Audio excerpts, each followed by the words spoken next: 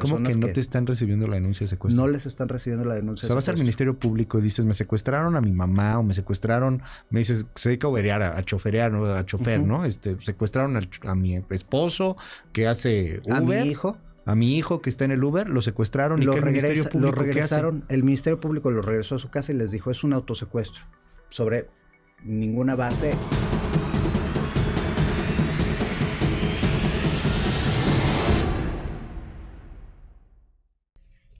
Hay datos que no son nada halagüeños con respecto a varios delitos que, por desgracia, parece que están repuntando. Uno de ellos justamente es el plagio, el secuestro en distintas modalidades y bueno, pues obviamente el homicidio, obviamente la violencia exacerbada, generalizada, desbordada. Hoy está aquí con nosotros Francisco Rivas, director general del Observatorio Ciudadano, y me da muchísimo gusto poderte saludar, Francisco. ¿Cómo estás? Querido Luis, un gusto estar contigo y tu auditorio. Buenos días. Oye, cuéntanos, ¿qué está pasando en el país? Si comparamos año con año, creo que este 2023 va para ser el más violento en la historia. Pues el problema de cómo medimos la violencia tiene que ver con que el indicador principal es el homicidio doloso. Hay datos que apuntan a que hay un maquillaje de cifras muy claro, muy evidente en términos de homicidio, sobre todo si volteamos a ver lo que ha ocurrido de 2020 a la fecha. Es decir, a partir de 2020 a la fecha tenemos un incremento de un registro que no aparecía antes, que era el de otros delitos que atentan contra la vida y la integridad personal. Digo que no aparecía porque realmente los números eran muy reducidos en torno a este delito.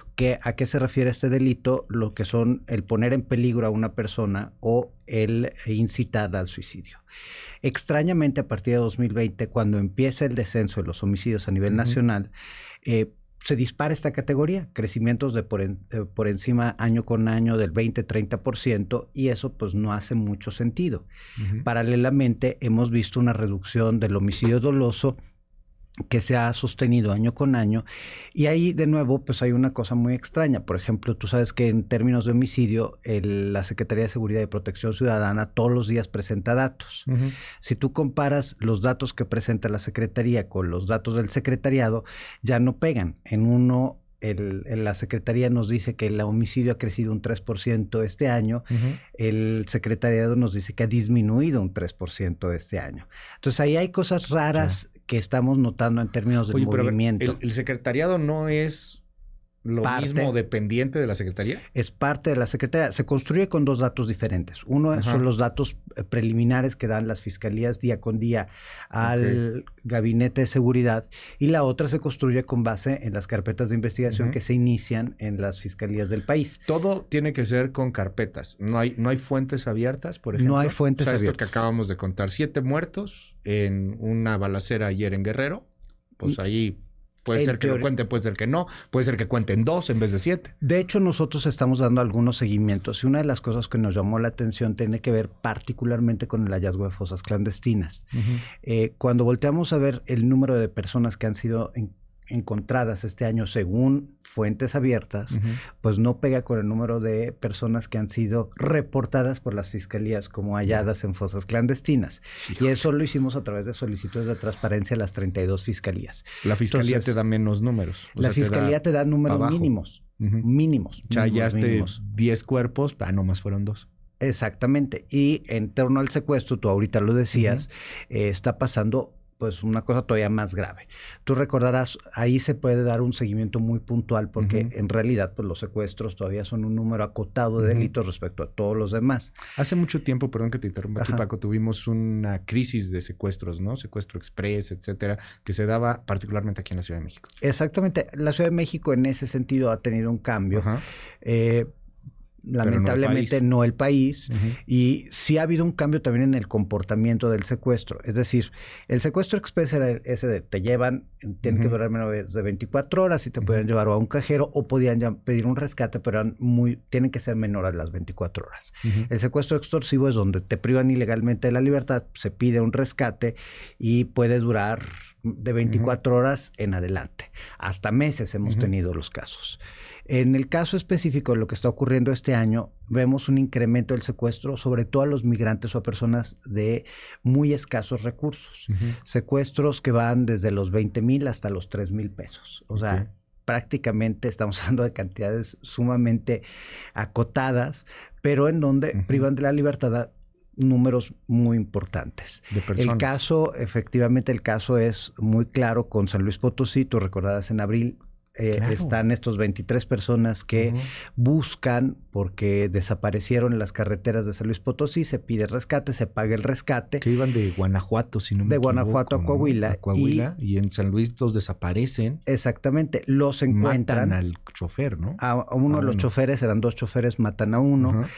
Pero, pues precisamente ahí lo que encuentras es que hay 23 víctimas de secuestro. A partir de que se pagó el rescate y no los liberaron, la autoridad se dio a la tarea de buscarlos. Y pues ahí te puedo decir que lamentablemente cuando los encuentran a otras 105 personas privadas ilegalmente de la libertad. Cuando ves el reporte, a final del mes, solo reportaron 9 personas secuestradas. 9, ni siquiera las 23 completas originales, solo reportaron 9 y los demás los mandaron a otra categoría que se llama otros delitos que atentan contra la libertad personal. O sea, nos están mintiendo con la estadística.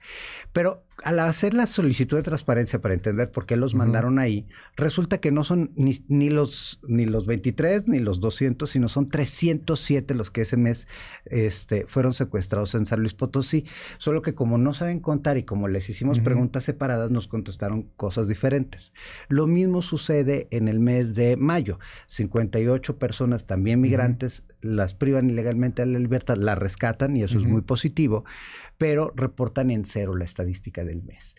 Y en el mes de mayo nosotros tuvimos contacto. ¿Por qué reportan en 0? ¿Porque ya la rescaté? ¿O por pues qué? Es que no hay, la ley dice que así tú lo hayas rescatado. Ajá, pues fue un delito. Fue un delito, lo tienes que investigar porque se inicia una carpeta de investigación y tiene que haber una recopilación de información de estas carpetas para poder hacer política pública. A ver, ¿cómo se llama esta manera de clasificar esta categoría? Es otros delitos que atentan. Otros delitos que atentan así contra la libertad personal. Otros delitos que atentan contra la libertad personal. Y ahí metes los mismos secuestros que alguien que... En teoría en secuestros no, porque la ley te dice que todo secuestro tiene que ser registrado bajo el indicador secuestro, que puede ser un secuestro extorsivo o puede ser un secuestro express o puede ser un secuestro para generar un daño. Por ejemplo, lo que sucede cuando, lo que sucedió, por ejemplo, en Chiapas, ¿no? Cuando privan ilegalmente la libertad a las 16 personas que eran administrativos de la Secretaría de Seguridad y que, por cierto, también reportaron en ceros. Entonces... ese tipo de cosas. ¿Pero por qué los meten en esta cosa de otros delitos que atentan contra la libertad? Pues yo creo que para maquillar cifras. O sea, no hay otra explicación. Están violando la ley. Están violando la ley. Y tendrían que ir a secuestro. Exactamente. Y lo ponen en otros delitos.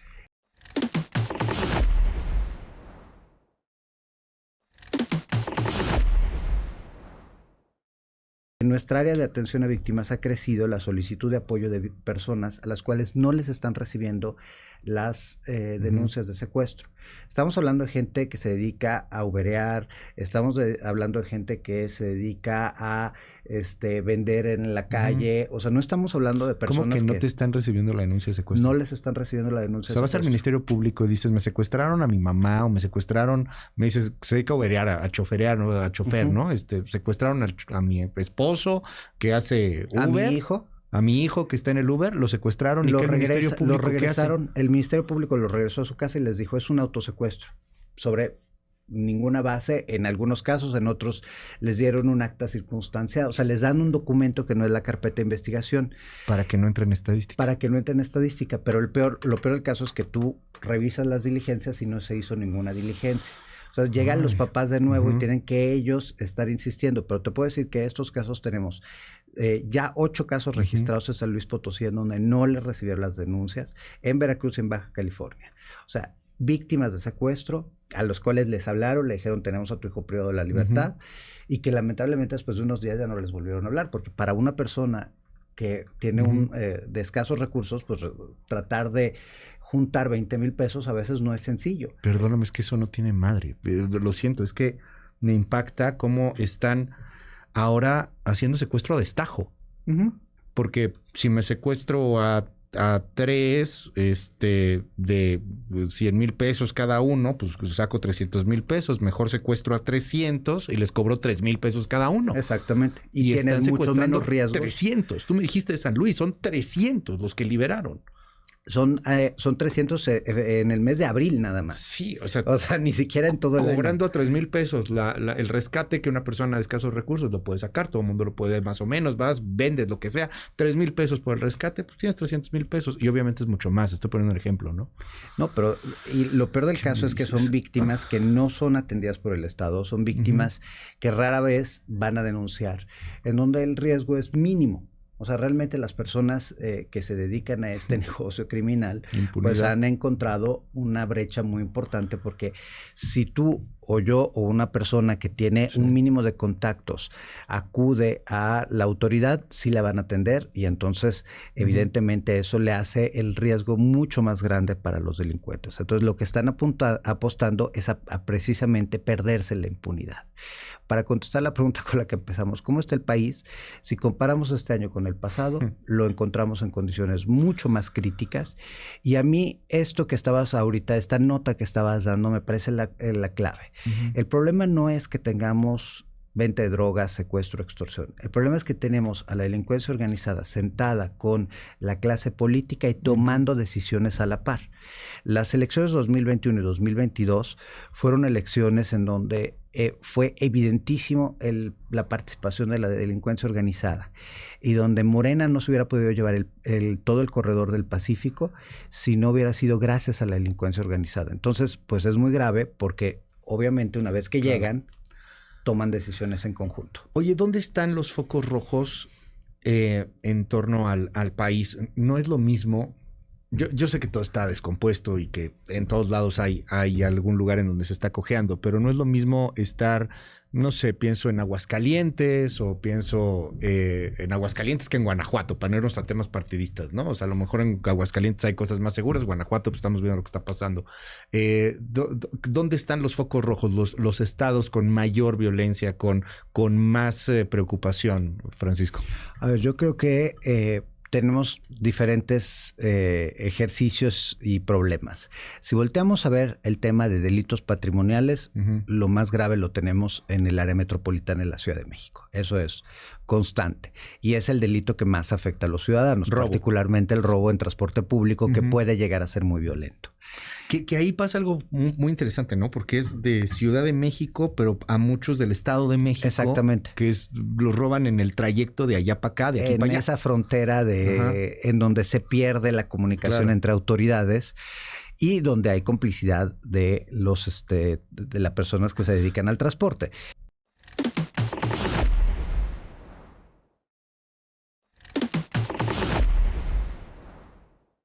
Hablando de Ciudad de México, pasaron cosas interesantes, fuertes, muy lamentables. Lo del robo de Antara, bueno, muy escandaloso, muy raro, pero muy escandaloso a final de cuentas. A mí el que me brincó mucho fue el asesinato en Correo Mayor y luego el otro asesinato en el Metro Bellas Artes. Asesinato en el Metro Bellas Artes, ¿no? Ahí yo creo que tiene que ver con la extorsión presencial, que para mí es el delito que hoy explica más acerca de la violencia en nuestro país, incluso más que el narcotráfico en este momento. La extorsión presencial ha alcanzado niveles récord. Si tú volteas a ver año con año, ha crecido la extorsión en general, y eso que, de nuevo, tenemos una impunidad enorme. Imagínate que INEGI en 2021 reportó casi 5 millones de extorsiones consumadas. Ahí va de todo, desde la telefónica, la que ocurre en internet, hasta la presencial. ¿5 millones? 5 millones para 2021. Consumadas, o sea, pagaste. Pagaste u otra cosa. Digamos que hay algún tipo de extorsión. En el caso de lo que se reporta y para esto nos dicen que 250,000 personas casi fueron a denunciar, que solo 140,000 obtuvieron una carpeta de investigación. Entonces deberían haber por lo menos 140,000 carpetas de investigación por extorsión. Para ese mismo año, el Secretariado Ejecutivo te reporta solo 8,818 carpetas de investigación. O sea, de las casi 5 millones a las 8,000 te das cuenta de los niveles de impunidad que hay. Y de esto, solo el 0.2% obtuvo alguna recuperación de los bienes, no sabemos a qué nivel, y ninguna obtuvo una reparación del daño. Entonces, la extorsión telefónica es la más común. Evidentemente es preocupante, evidentemente genera un problema para las familias, pero la extorsión presencial, esa sí es un fenómeno gravísimo, porque hay un fenómeno que es el de control de los mercados lícitos y hay otro que es el de extorsión presencial, el de derecho de piso. El derecho de piso lo conocemos todos, te piden dinero para no quemarte, o sea, te venden seguridad. Pero el otro es, literalmente te impiden vender ciertos productos o te llevan a comprarle solo a ciertos proveedores y pues genera monopolios ilegales. Sí, claro, y esto pasa, por ejemplo, en los cigarros tantísimo. O sea, tenemos por lo menos 17 entidades en donde el mercado de los cigarros de baja gama, o sea, los más baratos, son marcas, incluso una marca está registrada, que son marcas que pertenecen a Jalisco Nueva Generación y a Sinaloa, y en donde si una cigarrera se atreve a vender ahí, pues lo secuestran. Pero lo mismo pasa con cerveza. Y te pueden vender piratas, por ejemplo. Pues es que, digamos que son ilegales, más que son suyos. Y a ilegales nos referimos a que hay de todo. Están desde los piratas, es decir, aquellos que usan una marca, usurpan una marca, como los que son hechizos aquí en México y no tienen ningún control sanitario, o los que entraron ilegalmente por contrabando, que también el contrabando ha crecido muchísimo. Estamos hablando de refrescos, de cerveza, de huevo, de pollo, limón, aguacate, pero otras cosas que también son muy preocupantes, como son los fertilizantes, como son los plaguicidas, porque esos tienen una afectación muy grave a la salud de las personas. Entonces, ahí es donde no nos damos cuenta que el ejercicio de la extorsión puede acabar afectando mucho más a una comunidad que el simple delito por sí mismo. Entonces, esa extorsión que está ocurriendo en un negocio en León o en un negocio en Aguascalientes, de nuevo para no poner ponernos partidistas, o en Fresnillo, pues esa al final acaba poniendo en riesgo la vida de las personas, acaba generando pues aumentando el precio de los productos, es decir, influyendo en la inflación, pero también motivando los desplazamientos forzados.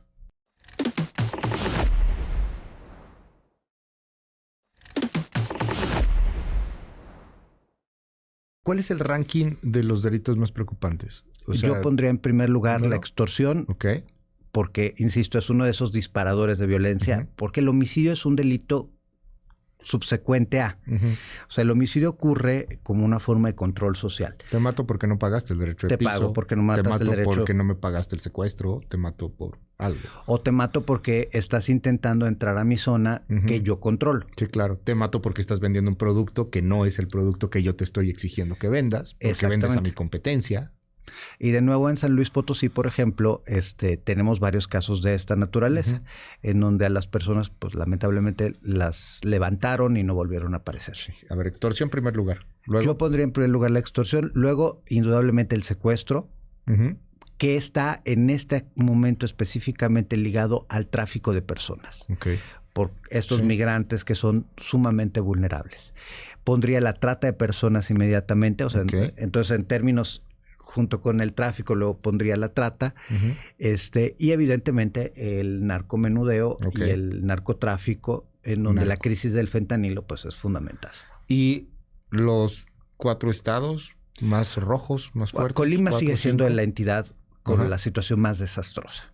O sea, Colima se lleva los primeros lugares no solo en homicidio, en feminicidio, sino también en delitos que son del orden social y que tienen que ver con la descomposición social, como es la violencia de género, las violaciones, la violencia familiar.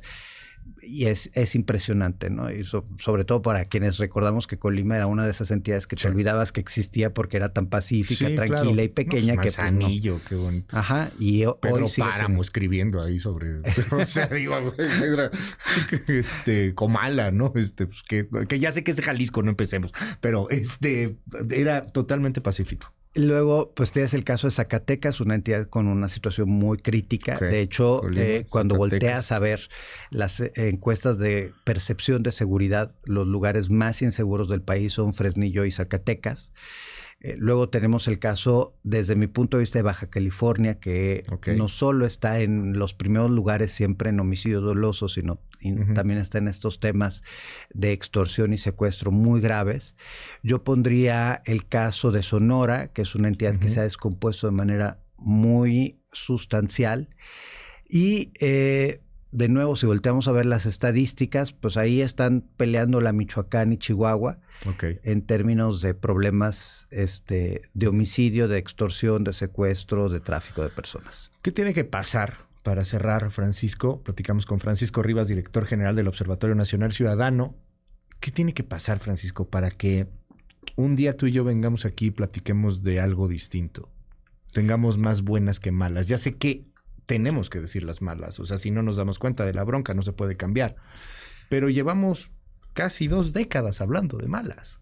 Mira, tú recordarás, nosotros tuvimos este enfrentonazo con el gobierno de Peña al inicio al arranque de su sexenio por el problema de la extorsión y el secuestro. Bueno, en eso ha sido muy constante el observatorio. Se han peleado con todos los gobiernos. Todos. O sea, en eso sí, no te han querido ninguno. No me ha Ahí querido sí, ninguno. Ni Peña, ni López Obrador. Ni Calderón, ni nadie. Ajá. ¿Por qué? Porque es nuestra labor. Sí, claro. Y nuestra labor no tiene una visión partidista, sino simple y sencillamente pues es de análisis.